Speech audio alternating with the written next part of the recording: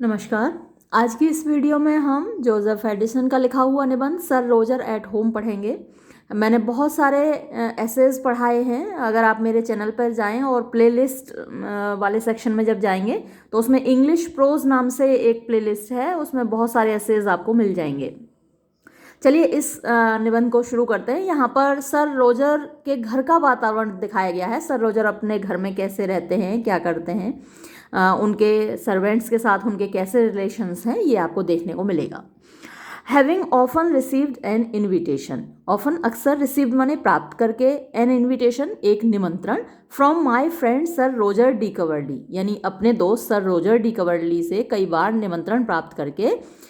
और किस चीज़ का निमंत्रण? To pass away a month with him in the country, कि एक महीना बिताऊं मैं विद हिम उसके साथ, इन द कंट्री माने देहात में। कंट्री का मतलब यहाँ देश नहीं होता, देहात होता है। आई लास्ट वीक एकम्पनीड हिम थिदर, तो पिछले सप्ताह मैं उसके पास गया, थिदर माने उस जगह यानी उसके घर पर। And am settled with him, और उसके साथ ठहरा हुआ हूँ, फॉर सम टाइम कुछ समय से, एट हिज कंट्री हाउस उसके देहात के घर में, वेयर जहाँ I intend to form several of my ensuing speculations. I intent मतलब मेरा इरादा है, टू फॉर्म माने तैयार करने का, सेवरल माने बहुत सारे, ऑफ माई एंस्यूइंग माने आने वाले, स्पेकुलेशंस यानी मेरे जो विचार हैं, यानी कि मेरे जो निबंध हैं। तो पूरे सेंटेंस का मतलब ये हुआ कि कई बार सर रोजर डी कवर्ली से उसको इनविटेशन मिला है कि भाई कभी आओ हमारे घर आकर ठहरो। तो ऑथर सर रोजर डी कवर्ली के घर जाता है, देहात में उनका घर है, और वहाँ उसका इरादा है कुछ समय ठहरने का और वहीं अपने आने वाले जो निबंध हैं उनके बारे में सोचने का, आगे क्या लिखना है, किस टॉपिक पर लिखना है। Sir Roger, who is very well acquainted with my humor, lets me rise and go to bed when I please. तो सर रोजर हु जो कि इज़ वेरी वेल एक्वेंटेड बहुत अच्छी तरह परिचित हैं, विद माई ह्यूमर माने मेरे स्वभाव से, इसलिए वो क्या करते हैं, lets me rise and go to bed यानी मुझे राइज माने उठने देते हैं, गो टू बेड सोने देते हैं, व्हेन आई प्लीज़ जब मुझे अच्छा लगता है। ये नहीं कि भाई 10 बज गए चलो सोना है ना, या सुबह 5 बज गए चलो उठना है, तो नहीं, जब मेरा मन करे जब मैं सो सकता हूँ, जब मन करे तब उठ सकता हूँ। Dine at his own table और इन माई चैम्बर, और चाहूँ तो मैं उसके साथ उसकी मेज पर खाना खा सकता हूँ, और इन माई चैम्बर मैं चाहूँ तो अपने कमरे में खाना खा सकता हूँ। एज आई थिंक फिट जैसा मुझे अच्छा लगे। सिट स्टिल एंड से नथिंग मैं चाहूँ तो शांत बैठा रहूँ और कुछ भी ना बोलूँ। विदाउट बिडिंग मी बी मैरी यानी वो मुझसे बिल्कुल नहीं कहता कि भाई खुश हो जाओ। When the gentlemen of the country come to see him, he only shows me at a distance. यानी जब देहात के लोग उनसे मिलने आते हैं, when जब द जेंटलमैन लोग ऑफ द कंट्री देहात के कम टू सी हिम उनसे मिलने आते हैं, ही ओनली शोज मी तो वो मुझे दिखाता है एट अ डिस्टेंस केवल दूर से, यानी कि पास बुलाए या मेरे पास उन्हें लेकर आए, दूर से ही दिखा देता है। As I have been walking in his fields, I have observed them stealing a sight of me over an hedge. तो as I have been walking in his fields जब मैं उनके खेतों में टहल रहा होता हूँ, यानी कि सर रोजर के खेतों में, आई हैव ऑब्जर्व दैम तो मैंने देखा है उन लोगों को, गांव के लोगों को, stealing a site of me कि वो चुपके से मुझे देख रहे होते हैं, चोरी चुपके से, ओवर एन एज मतलब कि जो मेड़ है झाड़ी होती है उसके ऊपर से झांक रहे होते हैं, मुझे देख रहे होते हैं। And have heard the knight desiring them not to let me see them, और मैंने सुना है, एंड हैव हर्ड और मैंने सुना है, द नाइट सरदार को, डिजायरिंग दैम कि वो ऐसी इच्छा कर रहे होते हैं, उन लोगों से कह रहे होते हैं, और नाइट यहाँ किसके लिए आया है, सर रोजर के लिए आया है, और वो उन लोगों से, गांव के लोगों से कह रहे होते हैं, not to let me see them कि मैं उन लोगों को ना देख पाऊँ, यानी जब वो झांकें, ताक झांक करें तो इस तरीके से करें कि मैं उनको ना देख पाऊँ। For that I hated to be stared at क्योंकि मुझे घूरा जाना बिल्कुल पसंद नहीं है। तो इसलिए वो उनको कह देते हैं कि भाई तुम लोग उनको झांक रहे हो तो ऐसे झांकना कि तुम लोग दिखो नहीं उनको। I am the more at ease in Sir Roger's family. मैं ज़्यादा आराम से रहता हूँ सर रोजर के परिवार में, because it consist of sober and stayed persons. क्योंकि इसमें सोबर माने गंभीर प्रकृति के और स्टेड माने शांत प्रकृति के लोग शामिल हैं।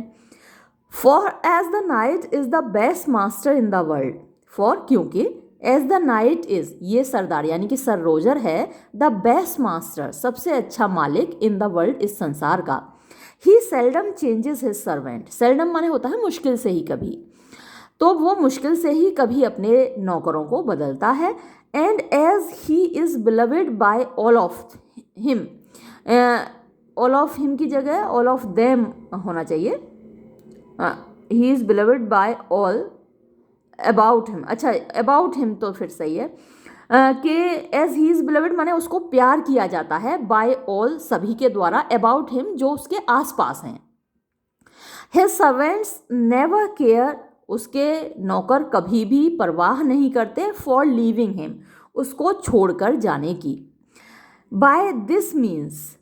His domestics are all in years. By this means इसी वजह से, हिज डोमेस्टिक उनके जितने घरेलू नौकर हैं आर ऑल इन ईयर्स मतलब वो सभी काफ़ी बूढ़े हो चुके हैं, बुजुर्ग हो चुके हैं। एंड और ग्रोन ओल्ड और बूढ़े हो गए हैं विद देयर मास्टर अपने मालिक के साथ। यानी जब उनको काम पे रखा था तब सर रोजर भी जवान थे और ये सर्वेंट्स भी जवान थे। अब क्योंकि सर रोजर अपने नौकरों को बदलते नहीं हैं तो इसलिए वो खुद भी बूढ़े हो रहे हैं और उनके सर्वेंट्स भी बूढ़े हो रहे हैं।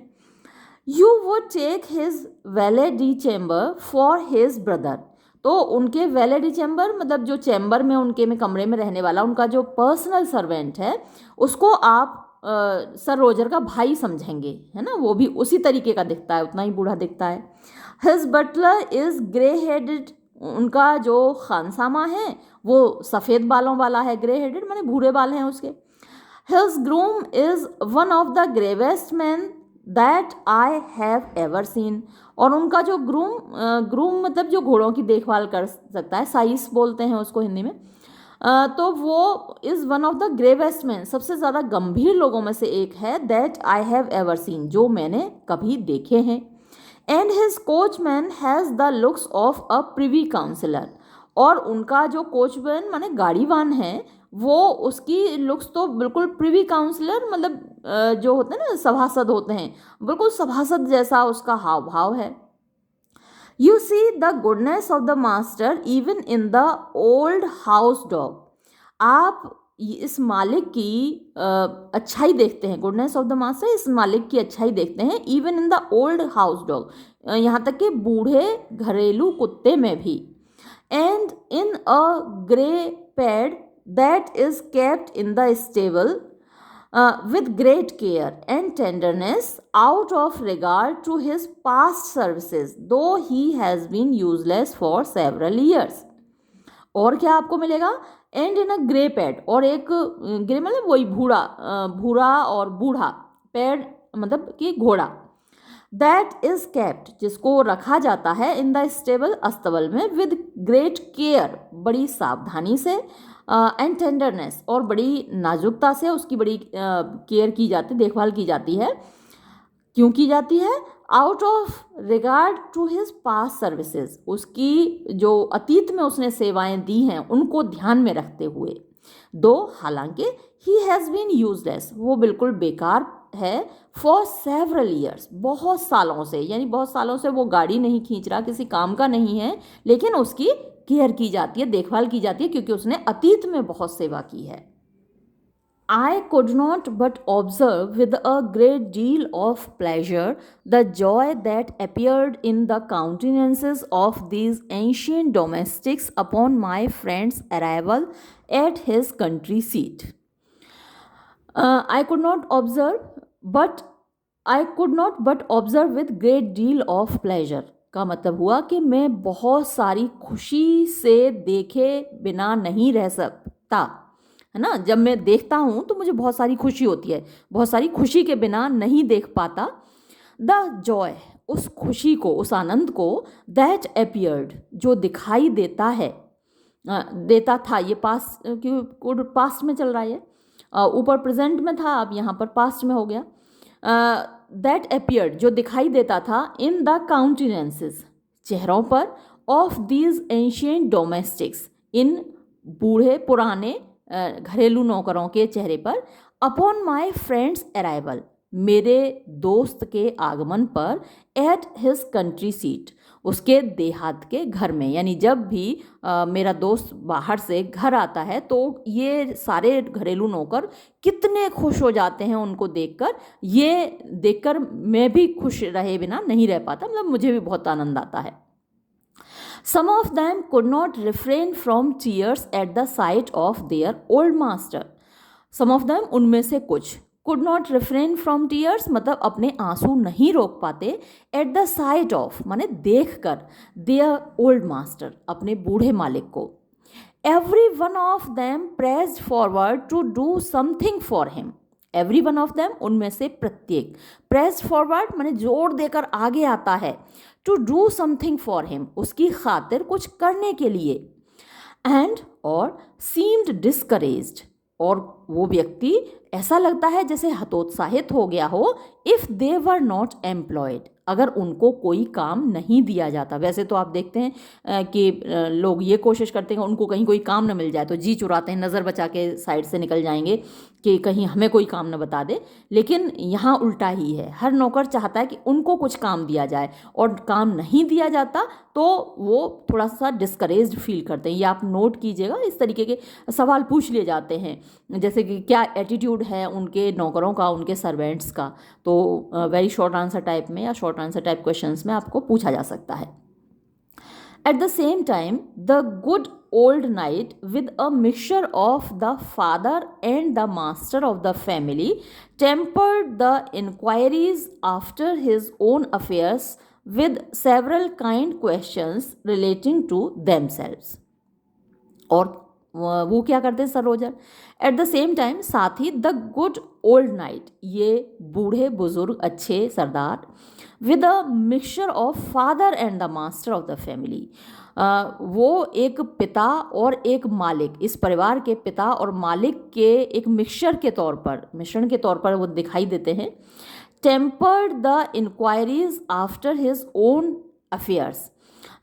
टेम्पर्ड माने वो एक तरीके से मिला देते हैं द इंक्वायरीज, सवालों को, आफ्टर हिज ओन अफेयर्स, उनके खुद के मामलात के जो सवाल होते हैं, विथ सेवरल काइंड क्वेश्चंस, किससे मिला देते हैं? यानी वो जो सवाल पूछते हैं, कुछ सवाल तो उनके अपने मामलों के बारे में होते हैं, भाई घर में क्या चल रहा है ना, जो और काम हैं वो कैसे चल रहे हैं, या मेरा अस्तबल कैसा है, या मतलब अपने घर के मामले। और दूसरा और किस चीज़ से मिला देते हैं? सेवरल काइंड क्वेश्चंस, बहुत सारे दयालुता से भरे हुए उनके सवाल होते हैं, रिलेटिंग टू देमसेल्व्स, यानी उनके नौकरों से संबंधित, रिलेटिंग टू माने संबंधित, देमसेल्व्स उनसे यानी नौकरों से, कि भाई तुम्हारी बेटी कैसी है, तुम्हारी माँ की तबीयत खराब थी या तुम्हारी बीवी की तबीयत खराब थी, अब उसकी तबीयत कैसी है, तो ये सब पूछते रहते हैं वो।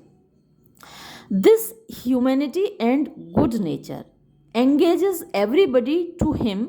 so that when he is pleasant upon any of them, all his family are in good humor, and none so much as the person whom he diverts himself with. On the contrary, if he cuffs or betrays any infirmity of old age, it is easy for a stander-by to observe a secret concern in the looks of all his servants. This humanity and good nature, ये जो मानवता है और अच्छा स्वभाव है, engages everybody, हर किसी को जोड़ लेता है, टू हिम, उससे यानी सर रोजर से, so that when he is pleasant, और इसका परिणाम ये होता है कि जब वो खुश होते हैं, अपॉन एनी ऑफ देम, उनमें से किसी से भी खुश होते हैं, all his family are in good humour, तो उनके पूरा परिवार गुड ह्यूमर में होता है, यानी सब खुश हो जाते हैं, खुश मिजाज हो जाते हैं। एंड नन सो मच, और कोई भी इतना ज़्यादा खुश नहीं होता जितना एज द पर्सन, जितना कि वो आदमी whom he diverts himself with, यानी जिस पर वो खुद ध्यान देते हैं, जिससे वो खुद बात कर रहे होते हैं। ऑन द कॉन्ट्ररी, इसके विपरीत, इफ ही कफ्स, अगर वो खांसने लगें और बिट्रेस या फिर दिखा दें, प्रदर्शित करने लगें एनी इन्फर्मिटी, कोई भी कमज़ोरी ऑफ ओल्ड एज, बुजुर्ग अवस्था की, है ना, बुढ़ापे की, इट इज़ ईजी, तो ये बड़ा आसान है फॉर अ स्टैंडर बाय, बगल में खड़े हुए आदमी के लिए, टू ऑब्जर्व, देखना, अ सीक्रेट कंसर्न, एक छुपी हुई चिंता, इन द लुक्स, नज़रों में, ऑफ ऑल हिज सर्वेंट्स, उनके सभी नौकरों की। My worthy friend has put me under the particular care of his Buttler,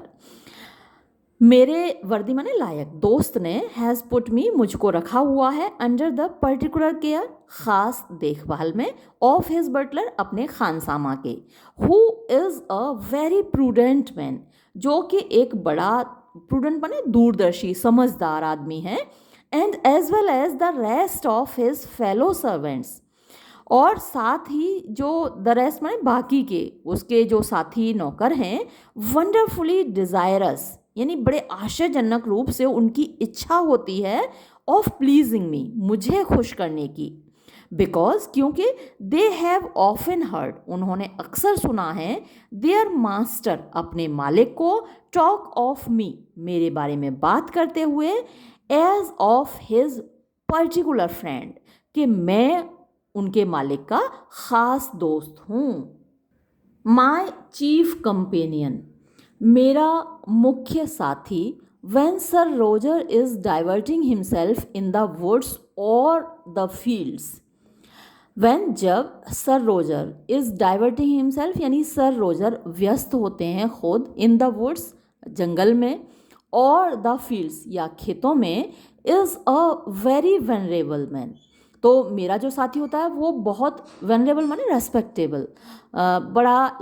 इज़्ज़त के लायक आदमी होता है, who is ever with sir Roger, जो कि हमेशा सर रोजर के साथ होता है, and has lived at his house, और उनके घर पर रहा है, in the nature of a chaplain, एक चैपलेन की तरह, एबव 30 ईयर्स,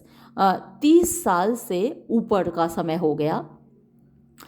दिस जेंटलमैन, ये महानुभाव, is a person of good sense, यानी अच्छी समझदारी वाले व्यक्ति हैं, एंड सम लर्निंग, और कुछ ज्ञान भी उनको है, of a very regular life, उनका जीवन बड़ा नियमित है, एंड ऑब्लाइजिंग कन्वर्सेशन, और ऑब्लाइजिंग माने दूसरे को कृतज्ञ करने वाला, कन्वर्सेशन, उनकी बातचीत होती है। बी हर्टीली, बी नहीं होगा, फिर यहाँ ही होगा, ही हर्टीली लव्स सर रोजर, वो बड़े दिल से सर रोजर को प्यार करता है, एंड नोज, और जानता है, that he is very much in the old knight's esteem, कि वो खुद बहुत ज़्यादा बूढ़े सरदार की इज़्ज़त में है, मतलब कि जो सर रोजर हैं वो उसकी बहुत इज़्ज़त करते हैं, ये बात वो जानता है। so that he lives in the family rather as a relation than a dependent, तो इसीलिए, इसलिए that he lives in the family, वो इस परिवार में रहता है, rather as a relation, अपेक्षाकृत एक रिश्तेदार के तौर पर, than a dependent, बजाय एक आश्रित के तौर पर। I have observed, मैंने अवलोकन किया है या फिर मैंने लिखा है, in several of my papers, अपने बहुत सारे अखबारों में, पेपर ये आपको मालूम ही है कि ये पीरियडिकल ऐसे है, और स्पेक्टेटर जो जर्नल था या पीरियडिकल था, उसमें ये ऐसेस छपते थे जोसेफ एडिसन के, एडिसन और स्टील दोनों ने निकाला था स्पेक्टेटर नाम से। तो बहुत सारे मेरे पेपर्स में मैंने कहा है, that my friend sir Roger, कि मेरा दोस्त sir Roger, amidst all his good qualities, अपनी सारी अच्छी खासियतों के बीच, अच्छी विशेषताओं के बीच, is something of an humorist, थोड़ा सा ह्यूमरिस्ट है, मतलब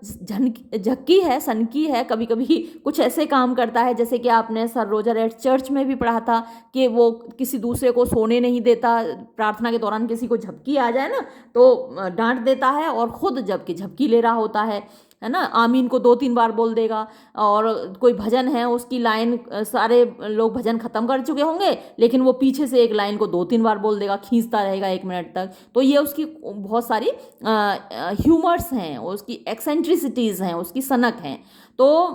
वो वहाँ भी बताया था और यहाँ भी वो कह रहा है कि is something of an humorist, वो थोड़ा सा झक्की है। And that his virtues as well as imperfections,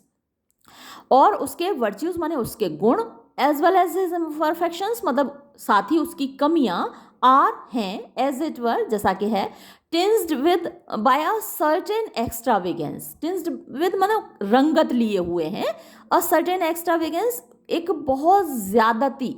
यानी बहुत ज़्यादा है उसमें अच्छी क्वालिटीज़, वो भी एक्स्ट्रावेगेंस से भरी हुई हैं, और जो उसकी इम्परफेक्शंस हैं वो भी थोड़ी सी चुभती हैं, आँखों को लगती हैं, वो भी कुछ ज़्यादा लगती हैं, सर्टेन एक्स्ट्रावेगेंस उनमें भी है। Which make them particularly his, which यानी ये जो एक्स्ट्रावेगेंस है, ये जो बहुतायत है, विच मेक्स देम जो उनको बना देती है, पर्टिकुलरली हिज खास तौर पर उसकी, यानी अच्छाई है तो भी उसकी है, बुराई है तो भी उसकी हैं, and distinguishes them from those of other man, और जो दूसरे लोगों में है वही क्वालिटी दूसरे लोगों में है तो वो डिस्टिंग्विश हो जाती है, उनमें अलग है। यानी जैसे दयालुता है तो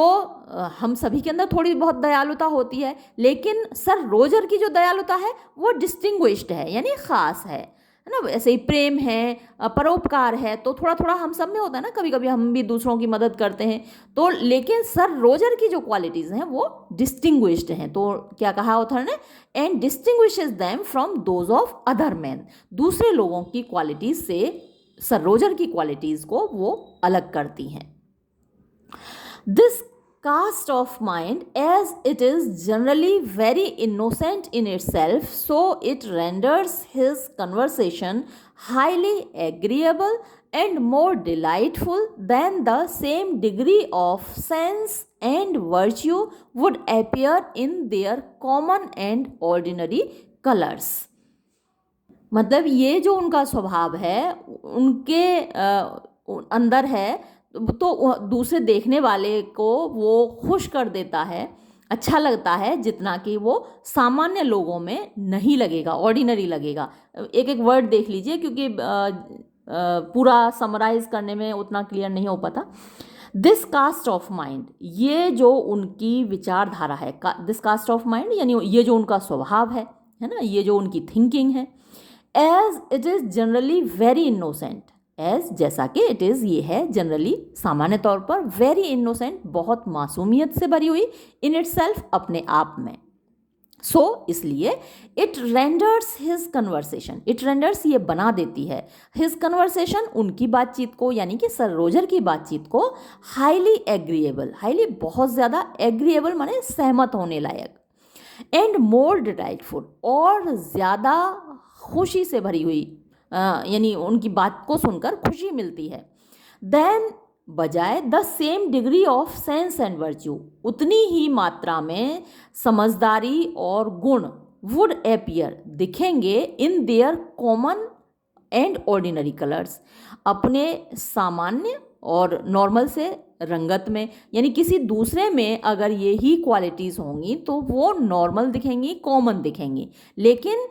यही चीज़ें सर रोजर में ज़्यादा डिलाइटफुल दिखती हैं, ज़्यादा एग्रीएबल होती हैं, ज़्यादा अच्छी लगती हैं। उनके मुंह से अगर कोई बात कही जाती है तो वो ज़्यादा अच्छी लगती है। देखिए अगर कोई बुरे स्वभाव वाला व्यक्ति होता है और वो कोई अच्छी बात भी कहे तो अच्छी नहीं लगती है ना। कोई ऐसा व्यक्ति हो जो हर वक्त टें टें करता रहता हो, आपको हर बात में क्रिटिसाइज़ करता रहता हो, बिना बात के आपकी कमियां निकालता रहता हो, तो वो कभी कोई अच्छी बात भी कहेगा तो भी अच्छी नहीं लगेगी।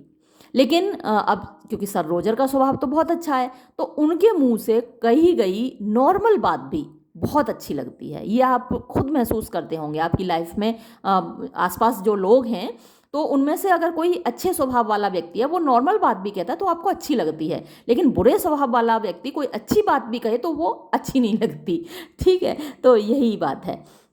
As I was walking with him last night, as जब I was walking with him, मैं उनके साथ टहल रहा था लास्ट नाइट, पिछली रात, ही आस्क्ड मी, तो उन्होंने मुझसे पूछा, यानी सर रोजर ने मुझे पूछा, how I like the good man whom I have just now mentioned, कि मुझे कैसा लगता है वो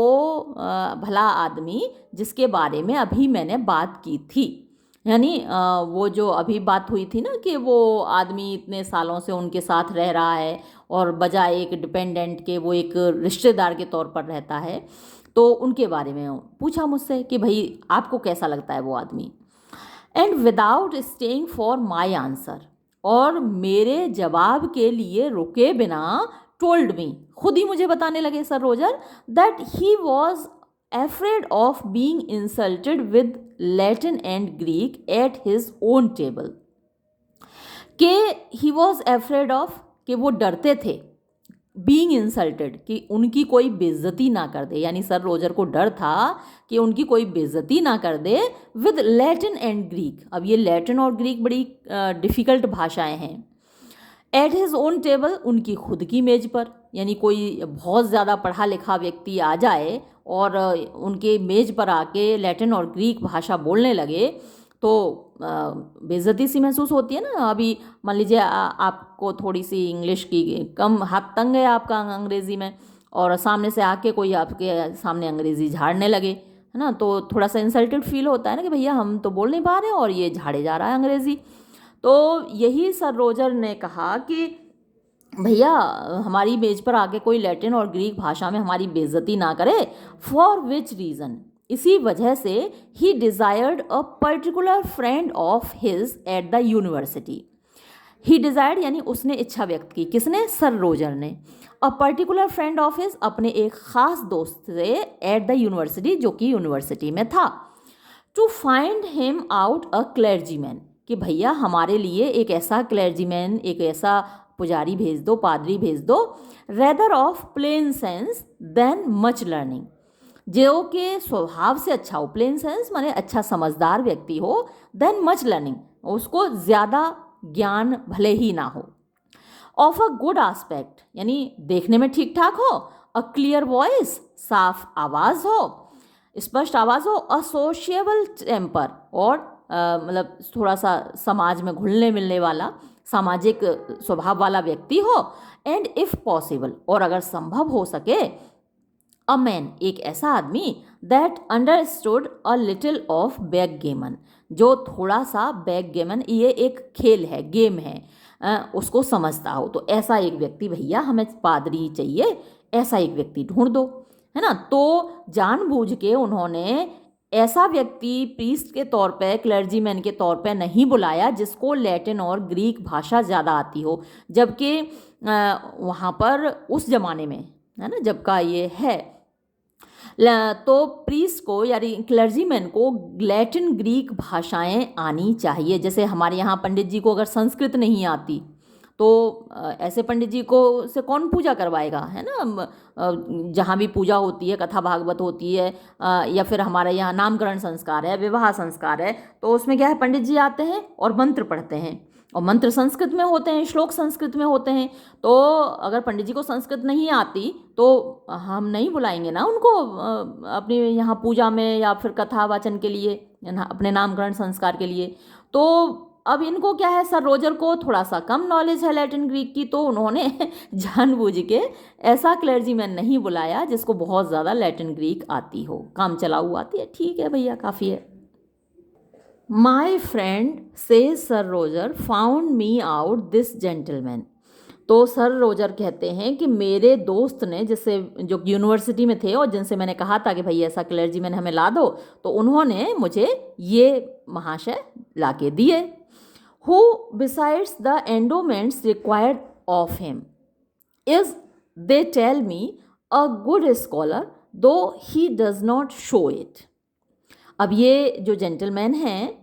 वो कैसे हैं, हु, जो कि बिसाइड्स द एंडोमेंट्स, एंडोमेंट्स होते हैं उनके गुण, तो उन गुणों के, बिसाइड्स माने अलावा, रिक्वायर्ड ऑफ हिम, जो कि उनकी ज़रूरत है, रिक्वायर्ड माने ज़रूरत है, ऑफ हिम, उनसे जिन गुणों की ज़रूरत है उनके अलावा, इज़ है, दे टेल मी, लोग मुझे बताते हैं, अ गुड स्कॉलर, एक अच्छा विद्वान है, though he does not show it, हालांकि वो अपनी विद्वता दिखाता नहीं है। I have given him the personage of the parish, the parsonage of the parish, तो आई हैव गिवन हिम, मैंने उसको दे दी है, द पार्सोनेज मतलब कि जो जैसे मंदिर के पुजारी होते हैं ना, तो जो चर्च है गांव का, पेरिश माने गांव होता है ना, तो जो गांव का जो चर्च है उसका एक तरीके से चार्ज दे दिया है, उसका पार्सन बना दिया है, पुजारी बना दिया है। And because I know his value, और क्योंकि मैं उसकी कीमत जानता हूँ, हैव सेटल्ड अपॉन हिम, मैंने उसके लिए निर्धारित की है, a good annuity for life, उसकी पूरी जिंदगी के लिए सालाना एक आय निर्धारित किया कि इतना पैसा उसको सालाना मिलेगा। एन्युटी माने वार्षिक आय। इफ ही आउटलिव्स मी, अगर वो मेरे बाद जिंदा रहता है,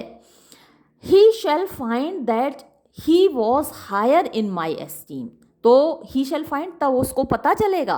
दैट ही वॉज हायर, कि वो कहीं ऊंचा था, इन माई एस्टीम माने मेरी नज़रों में, than perhaps he thinks he is, जितना कि शायद वो सोचता है कि वो है, जितना वो सोचता है उससे कहीं ज़्यादा ऊपर है वो मेरी नज़रों में। एस्टीम माने वैसे सम्मान होता है, तो मेरी नज़रों में उसका सम्मान कहीं ज़्यादा है। He has now been with me 30 years, अब वो करीब 30 सालों से मेरे साथ है, एंड दो, और हालांकि he does not know, वो नहीं जानता, I have taken notice of it, मैंने इस बात पर ध्यान दिया है, has never in all that time asked anything of me for himself, कि इन 30 सालों के दौरान उसने मुझसे अपने लिए कुछ भी नहीं मांगा, दो हालांकि he is every day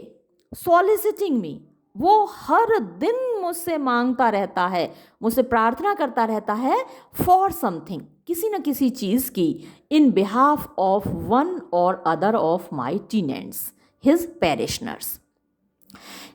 एक या किसी दूसरे, टीनेंट्स माने होते हैं किराएदार, पट्टेदार, यानी जो ये गांव की जितनी ज़मीन है उसके एक तरीके से ज़मींदार हैं सर रोजर, और उस पर जो काम करने वाले हैं वो टीनेंट्स होते हैं, पट्टेदार होते हैं। आपके गांव में भी यही होगा ना सिस्टम, जैसे मान लीजिए आपके पास 100 बीघा 200 बीघा ज़मीन है, तो आप सारी तो कुछ कर नहीं सकते, सारी ज़मीन पर खेती आप नहीं संभाल सकते, तो आप पट्टे पर दे देते हैं, तो जो आपकी खेती करता है वो पट्टेदार होता है, टीनेंट होता है। तो किसी न किसी पट्टेदार के लिए, जो कि हिज पैरिशनर्स, उसके पैरिशनर्स हैं, यानी उस गांव के रहने वाले हैं, उनके लिए ज़रूर रोज़ कुछ ना कुछ मांगता रहता है मुझसे। There has not been a lawsuit, यानी एक भी मुकदमा नहीं आया है इन द पैरिश, इस गांव में, since he has lived among them, जब से वो उनके बीच में रहा है। इफ एनी डिस्प्यूट अराइजेस, अगर एक भी झगड़ा उठता है, they apply themselves to him, तो झगड़ा करने वाले लोग उसके पास जाते हैं, फॉर द डिसीजन, उसका निर्णय करवाने के लिए, हल करवाने के लिए समस्या का। If they do not acquiesce in his judgement, अगर वो एक्वीज माने सेटिस्फाई नहीं होते हैं, इन हिज जजमेंट, उसके निर्णय से, which I think never happened ever once, जो कि मुझे लगता है कभी नहीं हुआ एक बार के अलावा, यानी सिर्फ एक बार 30 सालों के दौरान ऐसा हुआ है जब उसके निर्णय से लोग संतुष्ट ना हुए हों, और ट्वाइस, या फिर 2 बार हुआ होगा एट मोस्ट, ज़्यादा से ज़्यादा। दे अपील टू मी, तो फिर वो मेरे पास आते हैं।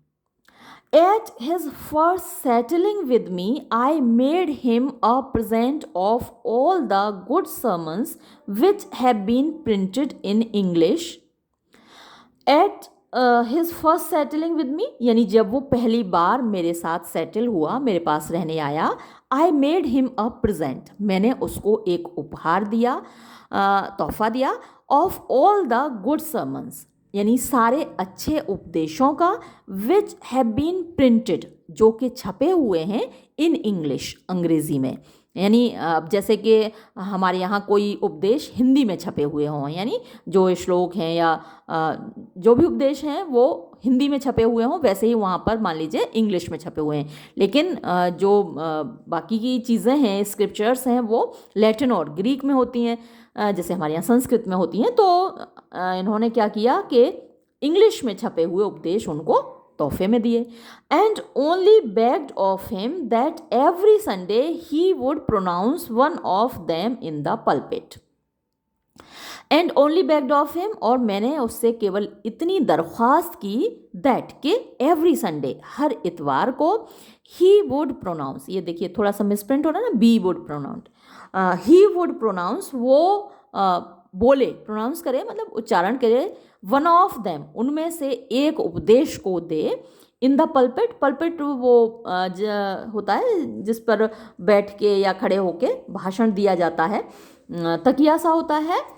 मंच आप कह सकते हैं कि मंच से वो भाषण दे उनमें से एक को। अकॉर्डिंगली, इसी प्रकार, he has digested them into such a series, यानी उसने उन भाषणों को रट लिया है, डाइजेस्टेड माने पचा लिया है, इस तरीके से सीरीज में, सीक्वेंस में, that they follow one another naturally, कि एक के बाद एक वो भाषण स्वभावतः चलते चले आते हैं, and make a continued system of practical divinity, and make, और बनाते हैं, अ कंटिन्यूड सिस्टम, एक नियमित व्यवस्था, ऑफ प्रैक्टिकल डिविनिटी, व्यावहारिक दैवीयता की। यानी जो उनके भाषण हैं वो लैटिन और ग्रीक भाषा से लदे हुए नहीं हैं, बल्कि इंग्लिश में हैं, और बड़े नेचुरली वो बोलकर सुनाते हैं और लोग उसमें इंटरेस्ट लेते हैं। आपको पता है रामचरितमानस इतनी ज़्यादा लोकप्रिय क्यों हुई? रामायण संस्कृत भाषा में लिखी हुई थी। अब संस्कृत भाषा हर किसी को तो पढ़नी आती नहीं, तो लोग नहीं पढ़ पाते थे। लेकिन जब गोस्वामी तुलसीदास जी ने वही अवधी भाषा में लिखी रामचरितमानस, तो हर किसी के लिए पढ़ना आसान हो गया। इसलिए हमारे घर घर में रामचरितमानस होती है, रामायण नहीं है। शायद ही किसी के घर मिलेगी आपको रामायण, संस्कृत वाली, वाल्मीकि वाली रामायण, क्योंकि उसको पढ़ना आसान नहीं है। लेकिन रामचरितमानस मिलती है। तो इसी तरीके से ये जो इंग्लिश में थे भाषण, वो अच्छे से सबको समझ में आते हैं, आराम से वो सुनाता है, लोग सुनते हैं और सब कुछ सही चलता है। As Sir Roger was going on in his story, अब जैसे ही सर रोजर अपनी इस कहानी में आगे बढ़ रहे थे, द जेंटलमैन, तो वही महानुभाव, वी वर टॉकिंग ऑफ, जिनके बारे में हम बात कर रहे थे, केम अप टू अस, वो हमारे पास आए। And upon the knight's asking him, और जब नाइट ने यानी कि सर रोजर ने उनसे पूछा, हु प्रीज टुमारो, कि कल कौन सा भाषण हो रहा है,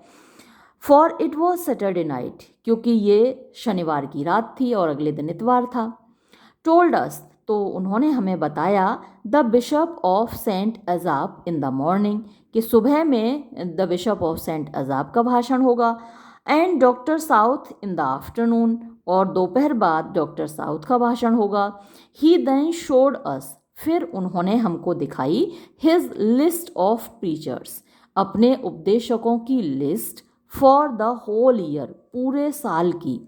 वेयर आई सॉ, जहाँ मैंने देखा, with a great deal of pleasure, बहुत ही खुशी के साथ, आनंद के साथ, archbishop Tillotson, bishop Sanderson, doctor Barrow, doctor Calamy, with several, और इनके साथ बहुत सारे लिविंग ऑथर्स, जीवित लेखक, हु हैव पब्लिश्ड, जिन्होंने प्रकाशित किए हैं, डिस्कोर्सेस माने उपदेश, ऑफ प्रैक्टिकल डिविनिटी, व्यावहारिक दैवीयता के। आई नो सूनर सॉ, मैंने जैसे ही देखा, दिस वेनरेबल मैन, इस सम्मानित व्यक्ति को, इन द पल्पिट, मंच पर, but I very much approved of, तो मैंने तुरंत ही अप्रूव किया, यानी मैं सहमत हुआ, my friends insisting upon the qualities of a good aspect and a clear voice, कि मेरे दोस्त ने जो इंसिस्ट किया था, जोर दिया था अपॉन द क्वालिफिकेशंस यानी योग्यताओं पर, ऑफ गुड एस्पेक्ट अच्छे स्वभाव की, अच्छी पर्सनैलिटी की, एंड अ क्लियर वॉइस और एक साफ स्पष्ट आवाज़ की। तो मंच से इस व्यक्ति को देखा, बोलते हुए सुना, देखा, तो उसकी पर्सनैलिटी और उसकी आवाज़ दोनों ही बहुत खूबसूरत थे और बड़ा नाज हुआ ऑथर को अपने दोस्त की पसंद पर। For I was so charmed, क्योंकि मैं इतना ज़्यादा मंत्रमुग्ध हो गया, विद द ग्रेसफुलनेस यानी खूबसूरती से, ऑफ हिज फिगर उसके व्यक्तित्व की, एंड डिलीवरी और उसकी बोलने की जो कला है उससे, as well as the discourses he pronounced और साथ ही उस उपदेश से जो वो दे रहा था, बोल रहा था, दैट आई थिंक कि मुझे लगता है, I never passed any time कि मैंने कभी कोई वक्त नहीं गुजारा, मोर टू माई सेटिस्फेक्शन अपनी ज़्यादा संतुष्टि के साथ। A sermon repeated after this manner is like the composition of a poet in the mouth of a graceful actor. A sermon एक उपदेश, repeated जो कि बोला जाता है, दोहराया जाता है, in this manner इस तरीके से, is like the composition वो ऐसा लगता है जैसे कि कोई कविता हो, of a poet एक कवि की, in the mouth जो कि मुंह से बोली जा रही हो, किसके मुंह से, ऑफ अ ग्रेसफुल एक्टर एक खूबसूरत अभिनेता की। आपने देखा होगा जब हीरो गाना गाता है, हीरोइन गाना गाती है तो कितना खूबसूरत हालांकि वो खुद नहीं गा रहे होते हैं, प्लेबैक सिंगर पीछे गा रहा होता है, वो तो सिर्फ लिप सिंकिंग कर रहे होते हैं, लेकिन ये जो भाषण था ऐसा ही लग रहा था जैसे कोई हीरो किसी पोइट की लिखी हुई कविता को गुनगुना रहा हो, गा रहा हो। जैसे कुमार विश्वास को आप कभी सुनते हैं गाते हुए तो कितना अच्छा लगता है उनके मुंह से। एक आशुतोष राणा ने बहुत अच्छा गाया है, रश्मि रथी की को गाया है उन्होंने, बहुत ही खूबसूरत तरीके से गाया है, तो वो सुनने में कितना अच्छा लगता है, वैसा ही ये लग रहा था। आई कुड हर्टीली विश मैं पूरे दिल से, ये मेरी विश थी, मेरी इच्छा हो रही थी, that more of our country clergy would follow this example कि ज़्यादा से ज़्यादा हमारे देहात के जो क्लर्जी हैं, पुजारी हैं, पादरी हैं, वो इस उदाहरण का अनुकरण करें, and instead of wasting their spirits और अपनी स्पिरिट्स माने अपनी जो क्षमताएं हैं, अपनी जो काबिलियत है उसको बर्बाद करने की बजाय, इन लेबोरियस कंपोजिशन, लेबोरियस माने मेहनत से लिखे हुए, कंपोजिशन माने वही जो रचनाएं हैं, जो उपदेश हैं, उन इतनी मेहनत से लिखने की बजाय, ऑफ देयर ओन अपने खुद के, वुड एंडेवर इसकी बजाय वो ये कोशिश करें, एंडेवर माने कोशिश करें, आफ्टर अ हैंडसम इलोक्यूशन कि खूबसूरती से बोलें, इलोक्यूशन माने बोलने की कला, हैंडसम खूबसूरत बोलने की कला, and all those other talents और वो सारी दूसरी टैलेंट्स यानी जो क्वालिटीज़ हैं उनको डेवलप करें अपने अंदर, दैट आर प्रॉपर जो कि उचित हैं, टू एनफोर्स यानी डिलीवर करने में, दिखाने में, सामने लाने में, वॉट हैज़ बीन पेंड जो लिखा गया है, बाय ग्रेटर मास्टर्स महान लेखकों के द्वारा। तो महान लेखकों द्वारा जो ऑलरेडी लिखा जा चुका है उसको बेहतर तरीके से प्रोनाउंस करें, लोगों के सामने बोलें, तो बोलने की कला डेवलप करें, ना कि लिखने में अपना टाइम वेस्ट करें। This would not only be more easy to themselves, अब ये जो काम है ये न केवल उनके लिए ज़्यादा आसान होगा, बट मोर एडिफाइंग बल्कि ज़्यादा संतुष्टि देने वाला होगा, टू द पीपल लोगों के लिए, यानी लोगों को सुनने में भी अच्छा लगेगा और इनके लिए बोलना आसान रहेगा, क्योंकि खुद लिखना नहीं है, लिखने में मेहनत नहीं करनी है, सिर्फ दूसरों का लिखा बोलना है। तो भाई ये था सर रोजर एट होम, और जिस बच्चे ने ये बनाने के लिए मुझसे रिक्वेस्ट की है, नेत्रहीन बालक है एक, जिसकी रिक्वेस्ट पे मैंने बनाया है, मेरे यहाँ अब सिलेबस में ये नहीं है, लेकिन उसकी रिक्वेस्ट थी तो मैंने बनाया। बेटा आपने जो रॉबिन्सन क्रूसो की मुझसे रिक्वेस्ट की है वो यहाँ कहीं भी नहीं मिल रही है, क्योंकि मेरे पास बुक तो होनी चाहिए ना जिससे मैं हेल्प लेके आपके लिए वीडियो बनाऊँ। तो रॉबिन्सन क्रूसो जब भी मुझे मिलेगा तब बना पाऊँगी बेटा, अभी नहीं बना पाऊँगी। ठीक है, ये वीडियो मैं यहीं समाप्त करती हूँ। धन्यवाद।